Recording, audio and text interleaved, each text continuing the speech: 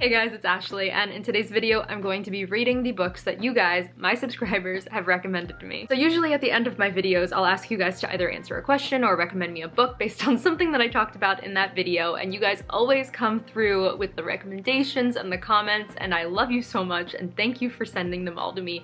But because I am such a big mood reader, half the time I can't even like get to those recommendations. One, because there are so many and I have so many books on my TBR and there's only so little time I have in the world. And also two, because I'm a mood reader, it's hard for me to read something when I'm like really just not in the mood for it. So I decided to tackle those issues today in this video slash series that I will be doing depending on whether you guys want to see more of this, where I go through my comments and I read books that you guys have recommended to me. So today I decided to start with a book that I already had on my shelf, and I went back to my Reading Rush TBR video, I think, back in July, and I found a comment where Liliana asked me to read Spin the Dawn and Unravel the Dusk by Elizabeth Lim, which I have on my shelf, and that means I can fulfill this request, and that is what I will be doing for the next however long it takes me to read this book. Unlike a lot of the books that I go into, I did read the synopsis for this one and it sounds really interesting. Sort of kind of like a Mulan-ish retelling. It's about this girl who wants to be like the imperial tailor, and one day the royalty or whoever calls on her father for some reason, I'm not sure, and she disguises herself as his son in order to go there, and so that ruin doesn't come to her family for whatever reason that's not explained in the synopsis. And then she has to compete with 12 other seamstresses to become the imperial tailor, I think, and she has to like sew 3 gowns that will do something. That synopsis was like way off, but that's what I've gathered for the most part from this book, and so I'm ready. I'm here for it. Plus it's a fantasy, and like I said in a couple of my other videos, I am really in the mood for fantasy right now, which kind of goes against what I said in the beginning of this video, where I said that I was gonna try to go against my mood reading tendencies, but I figure start off with a book that makes sense for now and then start branching off, I guess. I don't know if this will work. We'll find out. Okay, so I don't have the book with me right now because it's actually in the other room, but I wanted to share because I got to page like somewhere between 60 and 100 last night, and I wanted to update you guys because I'm actually really liking the book so far. So some of the things that I talked about yesterday when I was trying to explain the book were right, but then also some of them were not so right, so let me fix that real quick. We follow this girl named Maya who is a seamstress and she really loves sewing. She is living with her father and her brother, and after some deaths in the family, her father kind of loses hope and just stops becoming as great of a tailor as he used to be, and so she's kind of keeping the shop afloat. They're living in this whole world where like girls, the only thing that they're expected to do are to marry well, and then the guys are the ones who do like literally everything else. So the only way that she would become the imperial tailor is if she were a guy. So when like the guy from the emperor's whatever shows up at their door and is like, we need your dad to come down, and she's like, oh my god, wait, he hasn't sewed in years, I've been doing it all for him. She's like, fuck. That's when she disguises herself as her father's son and then runs off to compete to become the imperial tailor. So the part that I'm at, they just got done with the second round in the competition, I think, which I'm not even on page 100 yet, so I'm kind of confused as to like how quickly this is gonna go by and what the book is going to entail after the competition is over. The pacing is a little weird right now, so I'm trying to like figure out exactly what is going to happen. There's also the Lord Enchanter or whatever. He's creeping me out. Something secretive is happening and I just want to know what it is. I can't know yet because I'm not even on page 100, so hopefully I'll get through some more today, but I'm really liking it so far overall. I think that Maya is a great character. I really enjoy reading from her perspective. Like all she wants is just to become the imperial tailor. She doesn't care if she's a girl or a boy or however she has to do it. She just wants to make the clothing and the like embroidery and things like that that she knows that she's capable of, and she wants to like show her work to everybody, and that's all that there is to it. But at the same time, she doesn't want her family to come into ruin because they realize that her father and her brother and whatever are not capable of doing the things that men are supposed to do in this world, which is stupid. Do your friends want to see my nose? Sure.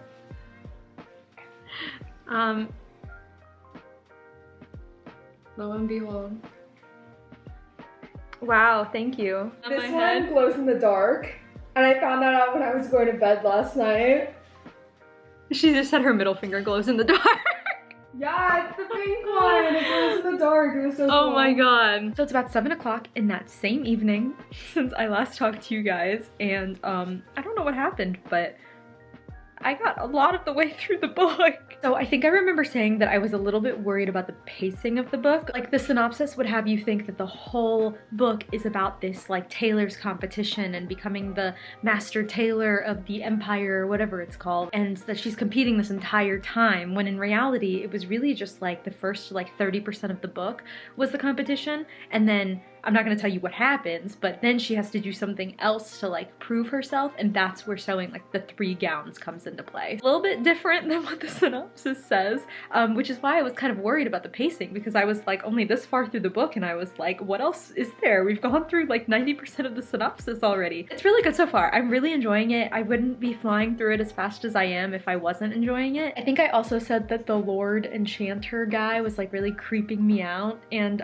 now that I'm already on page 305, a lot has happened since then with him. His name is Eden, which he's mentioned in the synopsis as like the person who comes in and kind of like charms her or whatever, but I wasn't sure if he was the Lord Enchanter or not initially because we didn't know his name in the beginning, but now we do, and it is him. This is just another one of those cases where there's like some sort of like semi-immortal / immortal person falling in love with like a 16 to 18-year-old girl, and it's just kind of odd. But in this case, I'm not hating it. The more that I read it and the more that you like learn about him, the less that I feel kind of skeeved by it. I also really like the magic system in this story. I think it's really interesting because the enchanters, they have to like go through this process where like if they have to be born with some kind of magic, but in order to like become an enchanter, you have to go through like this big process where you drink like the blood of the stars or something, and then you may or may not survive. But if you do, you are given like 1,000 years of immortality, but you are also basically like chained to like this oath that binds you throughout the whole time that you're alive. So there's like a catch to the magic, which I like because it keeps the enchanters from becoming too powerful for their own good. But yeah, I'm really enjoying the story so far. I wouldn't have flown through it so quickly if I hadn't been enjoying it, and I'm eager to see how this ends because this entire time has been like clearly building up and building up and building up to this like moment that I don't want to happen. We're like not really looking forward to it, but I have a feeling that it's gonna happen. I don't know for sure, haven't gotten to that point yet, but I just have this like sinking feeling that we haven't gotten to like the all is lost portion of this book yet. Not really looking forward to that, but looking forward to seeing how this ends, and possibly even wanting to start the second book. Not that I will yet. I have plenty of other things I need to get to, but we'll probably add another book to my TBR. Okay, so it's actually the next day since the last time that I talked to you guys, and last night I actually managed to finish Spin the Dawn, which means I finished it in like less than a day. In the end, I ended up really liking it. I love the characters, I love the plot, I love the world and the world building and the magic system. It just wasn't one of my like all-time favorite books, or like one that like really will like stick with me. So that's why it's not like a 5-star read to me technically. But I will say that I did really enjoy the end of this story. It went in a little bit of a different direction than I was thinking that it was going to go in. So I'm very excited and eager to possibly hop into the next book whenever I end up getting it. I also wanted to say, because I hadn't mentioned this in any of my previous clips, I don't think, which I'm like, I don't know how I didn't mention this because it's like what the book is about, but I really enjoyed the like tailoring sewing aspect of this story, because this is the first book that I've read that's actually had a lot of emphasis on that, and it was really cool to read that like woven into a fantasy story. Anyway, so my camera's about to die now. It is flashing at me, so I'm gonna go ahead and end this clip. I really did enjoy this book, so thank you so much, Liliana, I believe it was, who recommended this to me. I really appreciate it, and I am excited to get into whatever the next book that I choose will be from what you guys have recommended me. I haven't chosen yet, so I will do that in the next time that I talk to you when my camera is charged again. Well, hello there. I am currently in the parking lot of the library because I went through the videos that I have up and went through some of the comments and found a couple of books that people have recommended me that I might be interested in reading right now. So we're gonna see if my local library has them, and if not, then we'll figure out what to do, I guess. I actually haven't been in my library since since the coronavirus thing started, so there's like literally nobody in this parking lot. It's very odd, so I hope they're not like closed or something. I'm pretty sure they're open. I saw people walking in and out, but it just makes me worry sometimes, okay? Usually this parking lot is like really full for some reason. But yeah, so I have a couple of books on my list that I'm gonna be looking for. We'll see if I can find them. If not, I thought I could go to the other library that's like 20-ish minutes away from me.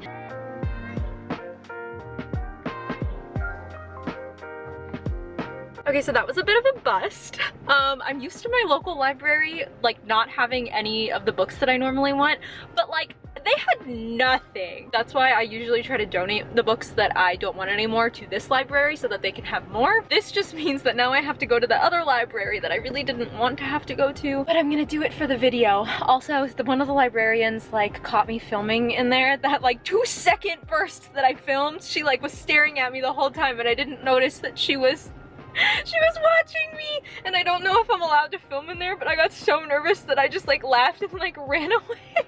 Why am I like this? Library number 2, let's see what happens.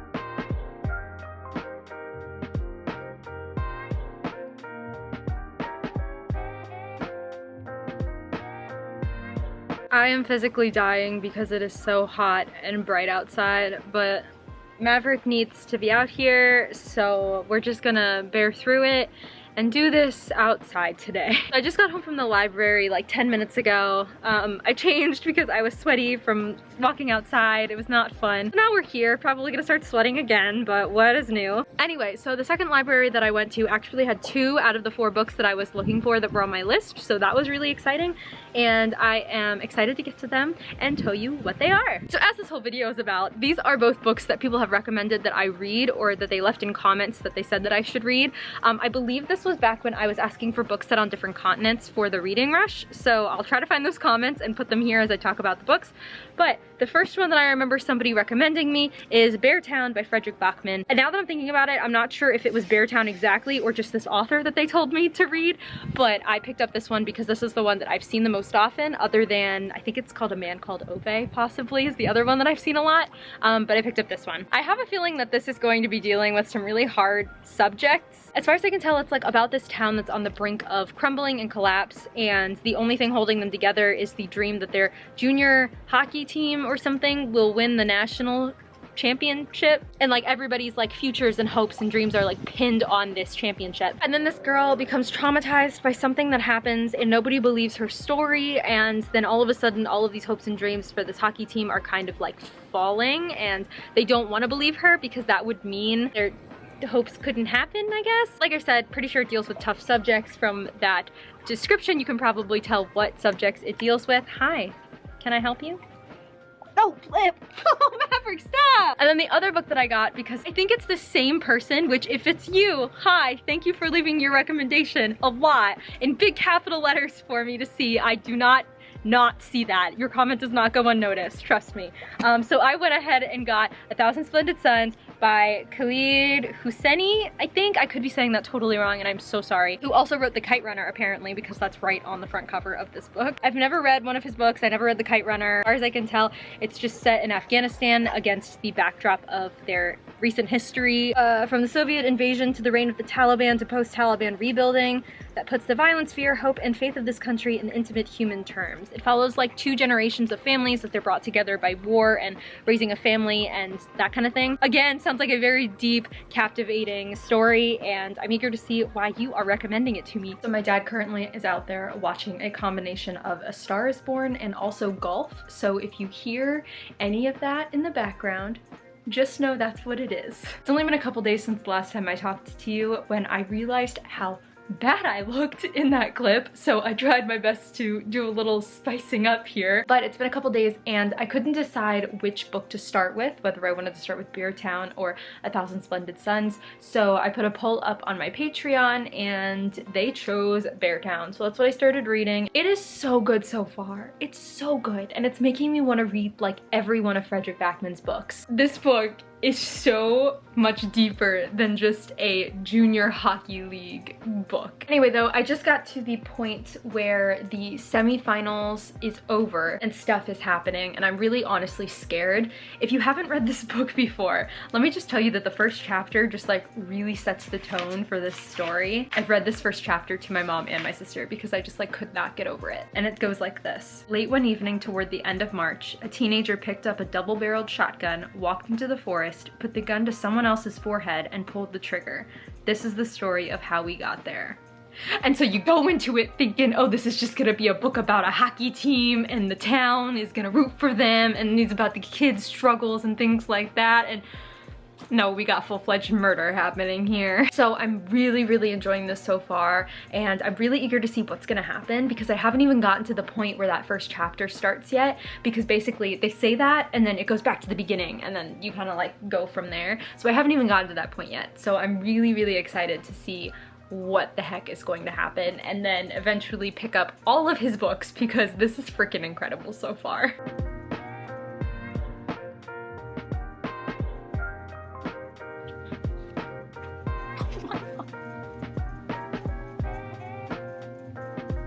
I just don't even know what to think right now.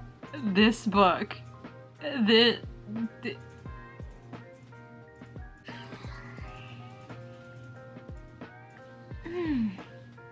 when I first read the synopsis of this book, the chapter that I just read was what I thought was going to happen. Like when I first read the synopsis, the summary, like when we got to the very end with like the things that go wrong, I really thought that like this was gonna happen. And then the first 150 pages of the book, I was like, oh no, that's not what's gonna happen. Like, it's fine, everything's gonna be fine. Nope. I need something good to start happening in this book because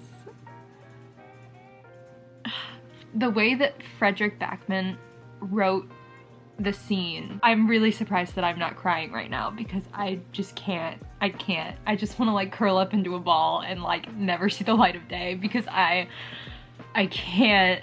I don't even want to read that again. Let's keep reading, I suppose. I cannot deal with this goddamn book. I just want to read you something. She's 15, above the age of consent, and he's 17. But when he's still the boy in every conversation, she's the young woman. It just makes me so it makes me so fucking mad the way that our world is sometimes. Okay. That's it. Gonna keep reading and hope to God this gets better. Everything in me just kind of hurts right now. I don't think in a while I've filmed while I've been like fucking crying over a book, but I can't. This part just kind of like broke me. Oh my god, you can see my tears on my shirt. I hate everything. The girl goes on playing her guitar until her best friend falls asleep, and in the doorway stands a father thinking that the girls will survive this. They'll be able to deal with it. That's what he's afraid of. That's what's going to make the rest of the world go on thinking that everything is okay. I was just like...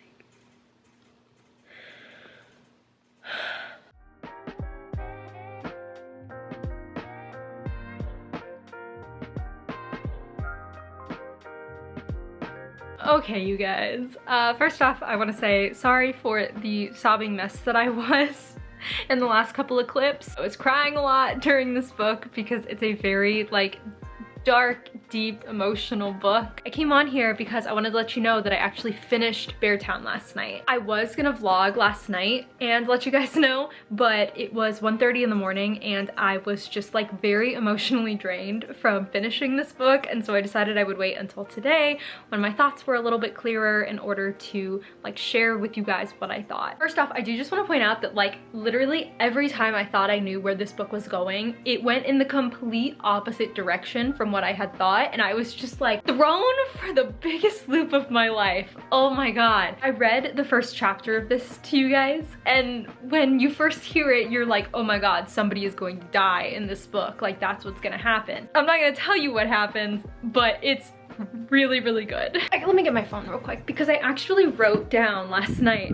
when I decided I wasn't gonna vlog. I wrote down a little snippet of what I was feeling last night just so I could share it with you guys when I felt a little bit better, and I'm gonna read it to you because it's it's a fun journey that I took last night when I finished this book. It's 1:30 in the morning, okay? Just remember that. Help me, for it is 1:30 in the morning, and I have been split into teeny tiny little pieces and spread across the ocean, only to be found and stitched back together all wrong so that I don't know how I feel.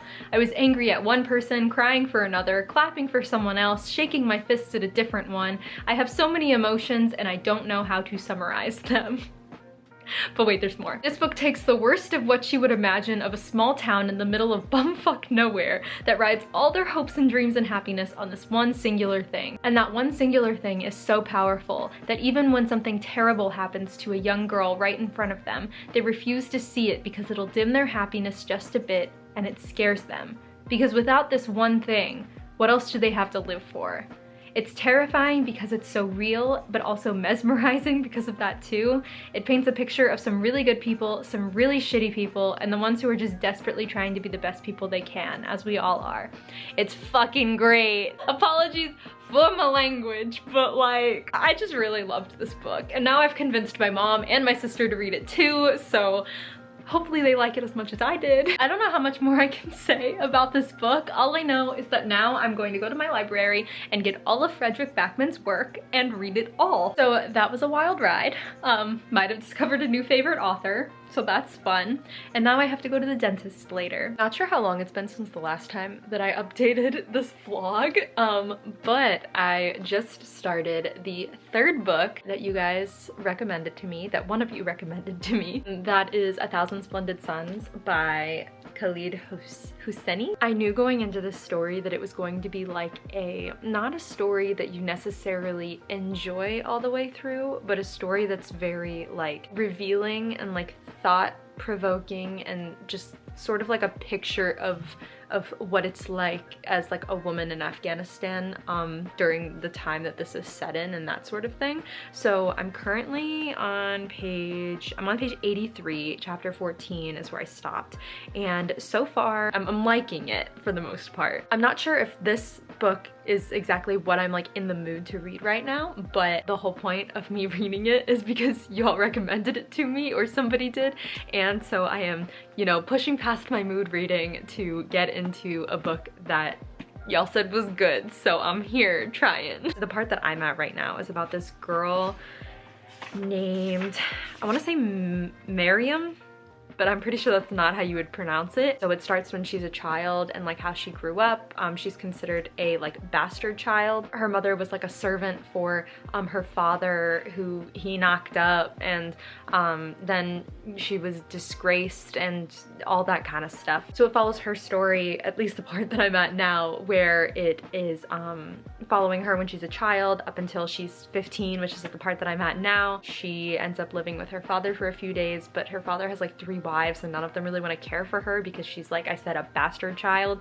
So they're all like, ooh, you bring disgrace, so we need to ship you off. So they end up marrying her off to this like 40-year-old man. I'm really, really like worried for this girl. So we'll see what happens, but like I said, so far it is definitely showing me a lot of things that I did not know about Afghanistan and things that I did, and just, you know, giving more like insight, for me at least, into like a different part of the world that I really never really gave much thought to be honest. So I'm really interested in seeing like where it's going and like what's gonna happen, and like, you know, more about Afghanistan and like the country as a whole. Sorry, I'm like doing my best to try to like do this portion of the vlog without saying anything incorrectly. I don't want to come off and say something that may sound like ignorant or something like that. Like I said, it's a really interesting story, but I really know nothing about Afghanistan or the history or anything like that, so I don't want to say something incorrectly. But in that sense, I'm actually really glad that I'm reading this because I'm learning more than I ever knew. Yeah, we'll see where this takes us. It does say it's a tale of 2 generations of characters brought jarringly together by the tragic sweep of war. So I'm curious to see who the other character is. I'm not sure if we've met them yet or what's happening, but now my mom's calling me, so we'll talk later. Okay, so it's actually been more than a couple days since the last time I talked to you guys. I'm sorry. I kept putting off vlogging and then updating, and then my camera died, and then I waited a couple days, and now I'm here. We're here and I'm still reading this book. So I'm actually almost finished with it, surprisingly. So I have, I don't know, not too much left, but I literally read like almost 200 pages in one sitting the last time that I started reading it again, because it got really interesting when it started following the second character, Layla. Honestly, don't remember what I said in the last clip in this vlog, so I'm sorry if I repeat anything. So we got to Layla's perspective, and she, just like Miriam, started off as a child in the story, and we follow her as she grows up. And at some point, the two women's lives collide with each other, and they like overlap and that kind of thing. So then we start getting like a back and forth perspective. Honestly, this book makes me want to cry sometimes, and like,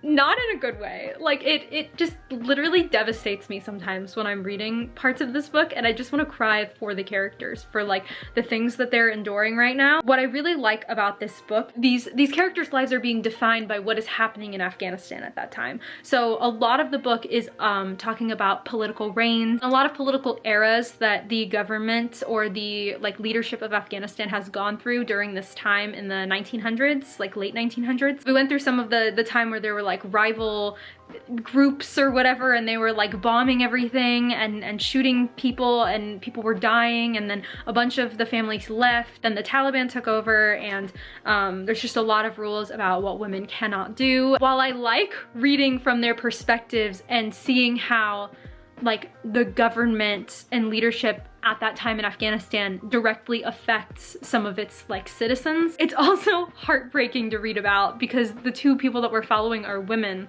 And as much as you just want to be like, you know, just stab the man that you hate so much and get out, they can't do that because they can't leave their homes without a man being in their presence. So as much as I want to be like, strangle him and get it over with, I'm like, I can't, because if they did, they would literally not be able to leave their home. So that's where I'm at right now. And like I said, the story got really interesting once that second character was introduced, because you see kind of like two very different lives that end up sort of becoming one and the same in a way, even though they're not the same at all. But and each woman has lived through very different things. Yeah, it's just super interesting. I'm really like glad that I'm reading this because it's teaching me a lot, and I'm also seeing from like a totally different perspective. And now my dog is barking at something, so I better go see what that is, and I will hopefully finish this book by the time I talk to you guys next. Okay, so I was determined today to finish 1,000 Splendid Suns because I wanted to get one of these books done so I could start editing one of these vlogs,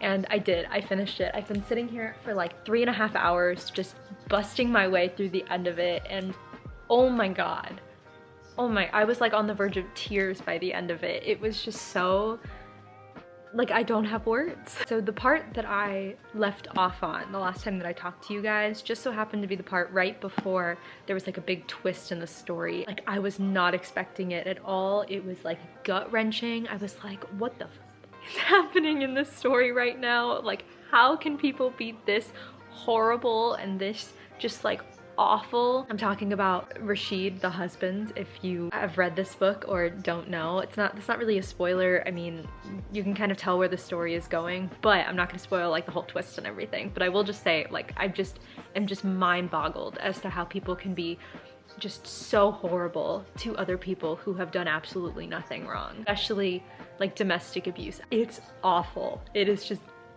gut-wrenchingly awful. That's all I'm gonna say on that.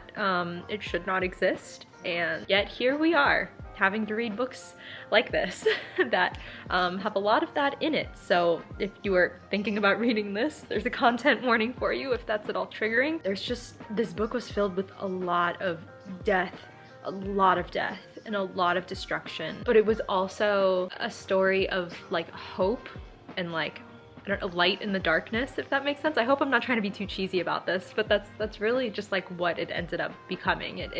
It went from okay to bad to okay to worse, and then slowly got back up from there. I'm really happy that I read it, to be honest with you. Like I said, I think in the last clip that I did, I was really happy that I read it because I learned a lot about Afghanistan, the culture there and the politics, and how like horrible the situations have been in Afghanistan for a really long time now. And just all of the death and destruction that like living in the US, like you don't hear about. And this goes for like a lot of other countries that are in like the Middle East and like just across the world in general. We're just so blanketed in our own country that we don't hear a lot about what's happening in the other places. We basically are purposefully ignorant of it, and I want to try to not be like that anymore. So I'm really happy that I read this book, if not for anything, then for that reason. I think because I have a decent amount of footage from these 3 books that I read, we are just going to stop here, and I'm gonna save any other books that I am planning on reading for maybe a second part of this video if you guys are interested. Thank you to those people who suggested these books. I really appreciate it, and I'm really happy that I read them based off of your recommendations because I thoroughly enjoyed every single one of them. I'm debating between just asking for any random book that you'd recommend me or like